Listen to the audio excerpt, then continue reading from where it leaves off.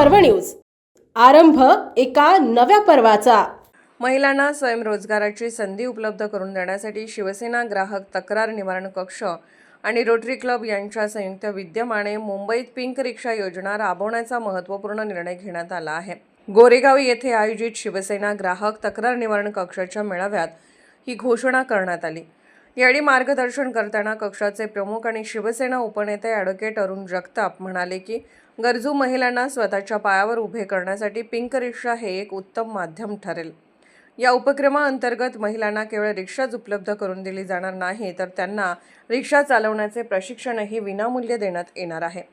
या मेळाव्याला महिलांचा मोठा प्रतिसाद लाभला। अनेक गरजू महिलांनी या योजनेत सहभागी होण्याची तयारी दर्शवली असून रिक्षा चालवण्याचे प्रशिक्षण घेऊन आपल्या कुटुंबाला आर्थिक हातभार लावण्याचा निर्धार व्यक्त केला आहे।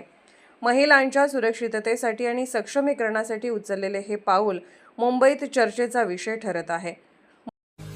पुणे शहरातील आणि जिल्ह्यातील महत्त्वाच्या आणि ताज्या बातम्या पाहण्यासाठी आजच आमच्या आरंभ पर्व न्यूज चॅनलला YouTube वर सबस्क्राइब करा आणि बेल आयकॉन प्रेस करा।